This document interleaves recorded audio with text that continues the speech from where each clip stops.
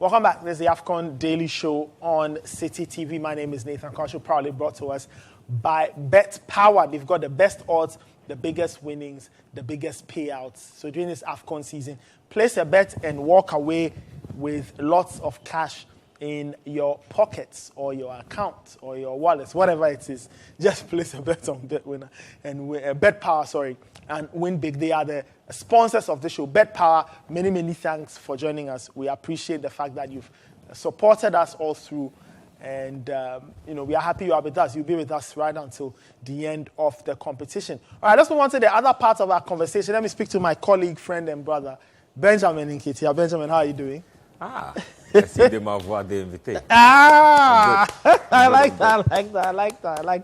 that. You picked up some French in common. Oh, yeah, you have which is to. You have to, I'm telling you. You have to. Which is wonderful. But how are you doing? I've been good. I mean, we're on radio on Friday. Yep. Talking the hard stuff. Man. Yeah. But I think we haven't really digested your entire experience. Yeah. So maybe I think it's a great opportunity to just get into how Côte d'Ivoire was. We'll talk about the football and other things. Côte d'Ivoire is good, man. I went by road, so I got to see... So it's very different from your first AFCON experience. Yeah. So Cameroon was by air. By air. No, I went by road because this was just next door. It's interesting. I mean, when you do that whole experience, was what? In total, I'd say like 14 hours. 14 hours? Yeah. You left, what, on a Friday night or a Saturday morning? I actually left on Saturday morning. Ended up leaving on Saturday morning. Plenty of bureaucracies. In the end, we got to Abidjan. When you get to the border, that's where it all starts getting a little interesting, So almost 3 tiers of borders, or 3 tiers of barriers between yourself and the Ivorian border. So on the Ghanaian side, you go to like 3 different immigration posts, and then you get to the Ivorian side, another 3. Okay. So what exactly, so you get to the Ghanaian side, what do they check? So the Ghanaian side basically will check your passport, your Ghana card and stuff, ask you where you're headed and stuff like that. They'll see you through eventually. You get to the Ivorian side, they want to check your yellow fever card and that kind of stuff, So make sure that you are going to do the right things in their country. If you are carrying anything you shouldn't be carrying, that type of stuff. So you get down, you go through the border post, go back on the other side, get back in your vehicle, you get to another one. It's very rigorous. And so I was like, wow, this is really how it is. And one interesting aspect of it was I went with a contingent of other journalists and stuff like that. So they were kind of expecting us. So at our third and final checkpoint on the Ivorian side, they said that the government had given them pictures and numbers of our bus. And so if you were going by road into Abidjan, you needed a police escort to take you all the way through. And so we had to wait for about 40 minutes for our escorts to arrive. And then they drove us through. And initially, some people were unhappy about the wait. Like, let's go. Why do we have to wait? It's a long journey. I want to sleep. I'm hungry, that kind of stuff. And they were like, wow, this is really what it was. Because you have to drive almost 3 hours to Abidjan. I see. From the border. From the border. So our side is called Elubu. Their side is called Noé. So you drive from Noé to Abidjan for like 3 hours. And it's almost 3 hours of rainforest.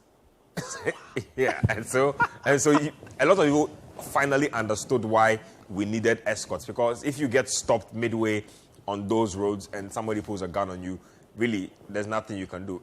The amazing part is that road is great all the way through. Wow. Right from the border into Abidjan. It's perfect road all the way through. There are no... Ghanaian drivers will be happy. There are no hitches anywhere. They have their trotros on the outskirts, I noticed. So they ply the outskirts. And then internally they have taxis. Like their taxis. So taxis, they have blue taxis for certain suburbs. So if the taxis are demarcated for certain suburbs, they never go beyond their points. And so those are almost like their trotros within the city, but they are taxis. And then you can do your Yango around. Yango is expensive. Yeah, so I'm told. Yeah, it's expensive. So we did like ride-hailing apps and taxis for like the first 3 days.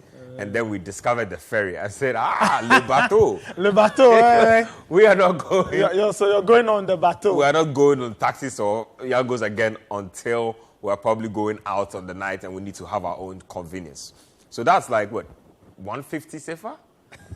Yeah, 150 sefa. 150 sefa is what? It's chicken like 2 change. cities? Like 2 2 cities. cities, 3 cities. Yeah, so there's a private one.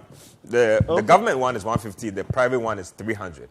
Either ways, I mean, different levels of comfort, but either way is relatively cheaper. And so what we'd do was we'd take a we'll take a taxi or one of those I'm talking about from our hotel at Yopogon. We'll get to where the bateau is. We'll take the ferry. That's like 15 minutes. I see. 15 minutes across to Threshville. Now, Threshville is where the media center is. So it's a 60-second or 2-minute walk at most from where the ferry is to the media center. So that made so much sense. We discovered it and we were like, wow. This is the way to go. This is aesthetically pleasing because, I mean, you're on the ferry and you get to catch like the sights of Plateau, which is like their, I would say their version of High Street or Ministries. So they have everything there, including the Felix Hofert-Boigny. So on the ferry, you can take pictures of all those things.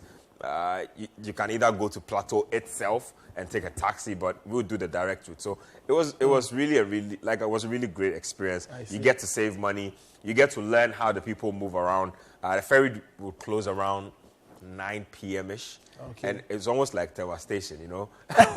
when you close, people have closed from work and they need to queue for trotro. That's how the ferry station will be. Wow. It's packed. Everybody's trying to get home from across the ferry. I'm assuming there are lots of ferries. Yeah, they actually are quite a number.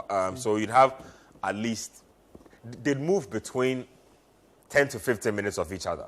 And so at all times, there's movement happening. And I love their discipline. Look, they have their ferry police.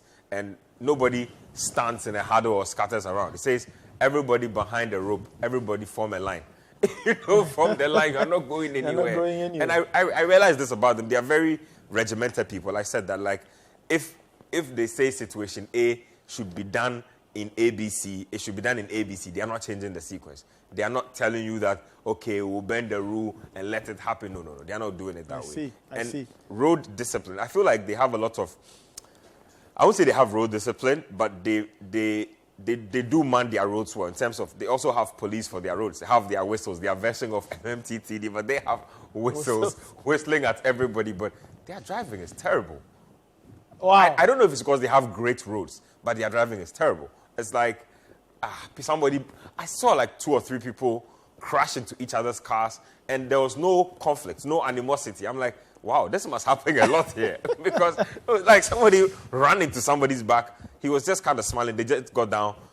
1, 2, 1, 2. Both got back into their cars.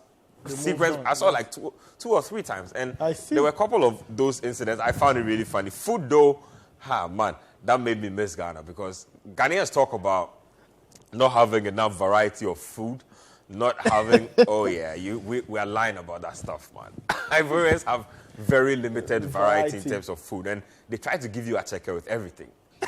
Nathan, I'm serious, man. I'm not even playing. Like, if you order for rice at the restaurant, they'll bring you a checker as a side. If you buy water, they want to give you a checker as a side. Like, what's going on?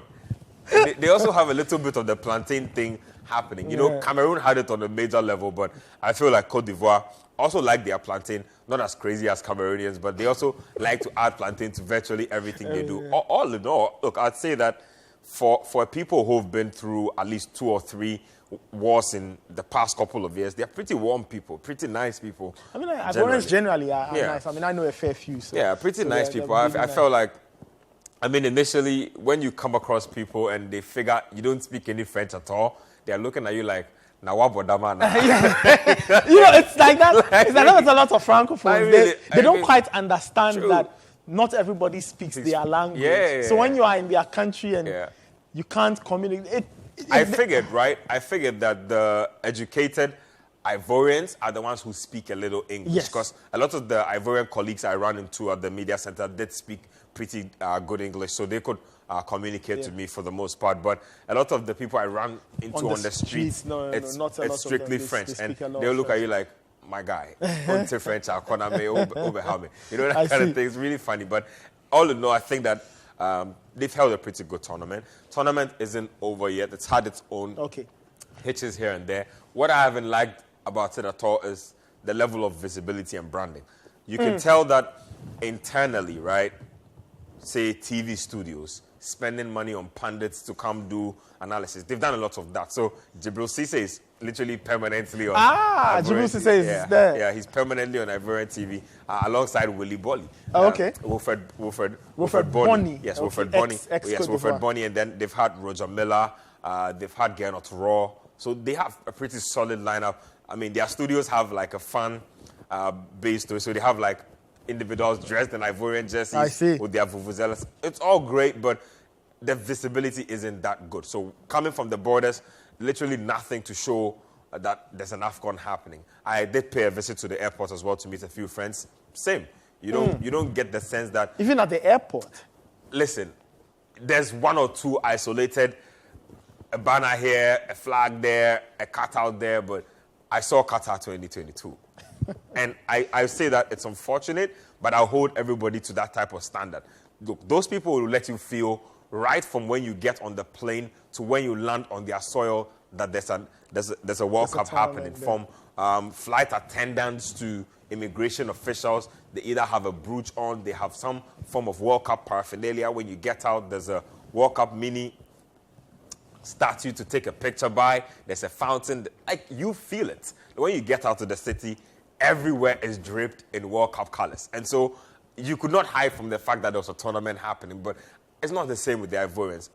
It's in the people themselves. So you cannot walk a few steps without seeing a couple of people huddled around the TV watching the AFCON or a match viewing center. And they have a lot of drinking pubs. And so you can imagine. So there's virtually like somebody showing an AFCON everywhere. I feel like the natives have imbibed the spirit of the AFCON more than the organizers or the LOC. And so that was a bit of a letdown for me. Okay. Let's talk about you mentioned the fact that you didn't experience a strong vibe, let me put it that way, concerning the AFCON. How about popular culture? So music, the arts, entertainment. Yeah. How was that there? Did that give you a sense? Because I know there's a hit song. Yes, Tamsi has Tamsi's Kudimato. Oh, yes, bruh. It's going down. Listen, it's everywhere. And I was a little Can worried. you do the dance? No, my dancing shoes are not here. Look, it was a little all over the place for me in the beginning, but I went to they have fan parks, right? So when we were arriving, they had just about finished their first game. And so we arrived in a place called Bassam. So Bassam is where they had one of their biggest fan parks. Yeah. And we parked like momentarily to get water and stuff like that. And it was crazy. It's like, 10,000 people at the fan park? Wow. Yeah, they spilled onto the streets, vuvuzelas. They were dancing everywhere. You could feel it. And then at the media center itself, there's another fan park. And when Cote d'Ivoire do win a match, look, we were waiting. But they won only one. We were waiting for them to win the day Ghana played. I'm not sure you'd have been able to get me on Zoom that day. Oh, wow. Listen, it goes completely crazy when they do, because even the preliminary jams, they literally start amassing from 5 p.m. till about 8 p.m. when the match kicks off. So when you see the stage and the initial jams, you know that if there's a win here, it will turn nasty. It's about to go down. But yes, talking about popular culture, I mean, you feel that in their food, like I mentioned.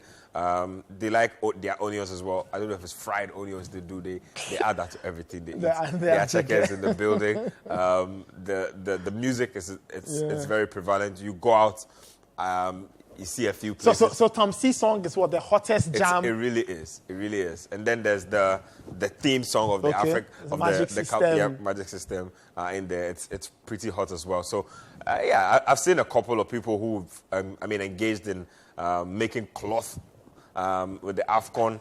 You know how people do. So they have all these tribal traditional things in the AFCON branding. So a couple of people are making traditional cloth out of it. A lot of it it's been pretty good. I'd say that they've held a good tournament. I'd just have been happier if they were, trumpeting their own work a little more and not letting people take control of the narrative. Let's talk about the security situation. Yeah. Just generally on match days, but also the day Ghana's last game. Cote d'Ivoire played before. Yeah. And the info I got in some of the pictures, the situation turned really chaotic when they lost 4-0 to Equatorial Guinea. So let's talk about just the general security situation. Maybe you can give us your perspective of what happened that night when there was so much chaos. I'd say generally they've upped their security level for the competition. And so there's always some form of police visibility. On match days, so you have CAF private security, and then you have reinforcements from the national police or the National Ivorian Police. So what they do is they stay on the fringes until they are absolutely needed. Now, on the day you're talking about, like I mentioned, it was a packed house. The Alassane Ouattara is a 60,000 capacity stadium. And that's in the capital? Yeah. And so it's literally at a Bimpe. Bimpe is on the outskirts. Okay. So they built that, I think, to accommodate for how large it is and also not to create traffic, because when you have to go to the Houphouët-Boigny on match days, it's absolutely hell. Because, nobody's moving anywhere. It's like this Houphouët-Boigny is at a place like High Street. So it's more like the center of town? It's literally right in the center of town. It's crazy for me because they seem like they have their city a lot more well planned out than we have ours. I was a little shocked, but if you see the aerial views of Houphouët-Boigny, maybe you'd understand. And you know what he was like as a president and during his time. Larger than life. Good. So the stadium is literally built on water.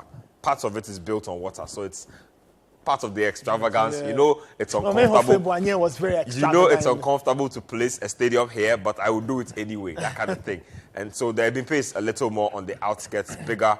You need to walk a little more to the stadium. We have CAF accreditation, and so we didn't have to go through that kind of stress. But as a regular fan, I saw where they were queuing from to walk to the stadium. It's almost a 20-minute walk into the actual arena, because you have to go through various security posts to eventually get through. And so on the day itself, look, when the confusion started, I went outside just to get a glimpse of the Ivorians, see how they were taking it in. A couple of people were literally distraught. Like, they were... So you were in the stadium? Yes, I was in the stadium, at the media stand. So I just stepped out briefly before the Ghana game started, just to check, like, the atmosphere and everything.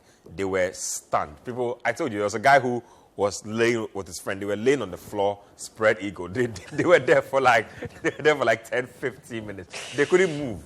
You know, I think they were just in shock. And then I went out, and then you could tell the police were in riot gear. So shields up, parts up, everything ready to defend. So it was really, really intense. But when we were leaving the stadium, I saw a couple of smashed buses. A couple of buses had their windshields smashed. Then we found out that those were buses that were ambushed by angry fans, really, on the side. So they just threw stones at them. Yeah. Not much the police could have done, but in the town itself, police presence was heavy because there was a lot of tension. Yes, it corroborates what I also heard and saw. I had a friend, a very good friend, John Boafo. Yeah. He sends me some pictures and videos of buses that had been smashed. Yeah. There's a lot of tension in town. So initially, a lot of people were poised to go party because Côte d'Ivoire were playing. Ghanaians were poised to join them. And then all of a sudden, everything turned 360. And so everybody had to hold on. And it was just a lot of police people directing people back to their homes, trying to, like, break up little huddles where there could have been, little pockets of trouble. And so I thought that security-wise, they were kind of prepared. I mean, if you've been in their shoes in what they've been in, like, politically for the past couple of years, you get the sense that they're always kind of poised for these type of things. I see. So about nightlife. Yeah. How's nightlife in Abidjan when you compare it nightlife is good. I'd say they definitely have... They have more nightlife spots. For instance, there's a place in Cocody where there's literally like a lineup of clubs. Yeah. And on one of those nights, our very own Stoneboy was in there. Yeah, Stoneboy, D-Black were in there, bumped into them. Yeah, we went out to have a see of the outside side of things. It was pretty good. They have a very different.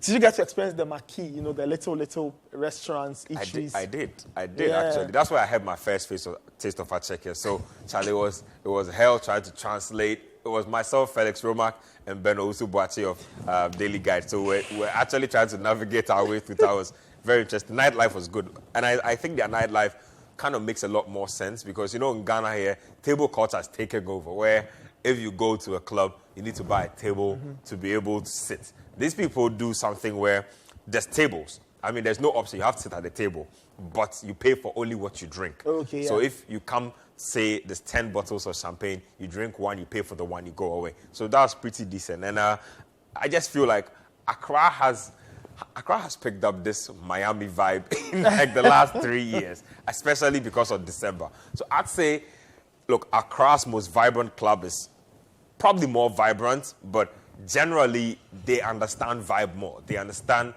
party more. They understand let's chill. They don't. You see, Ghanaians are fussy about partying. We need a lot of things to party. All these people need is one bottle of drink and probably you know what it is. I don't need to say it. Yeah, they understand party. They understand that. Definitely I understand see. party more. Quite interesting. So for you, what are the biggest takers? If you compare that experience with the experience in Cameroon, and you juxtapose all of that with Ghana, what are some of the biggest takeaways and, things that probably you would love to see here? Or maybe as a country we need to think about if we ever have to host an AFCON again? Planning. Okay. Planning. They look like they are executing their city according to a plan that's laid out already.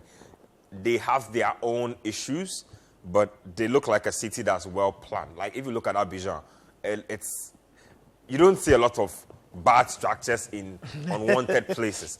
I'm saying this because they've had to expand some of their roads. And if you don't plan a city properly, there's no way you expand some of these roads without having to displace a lot of people.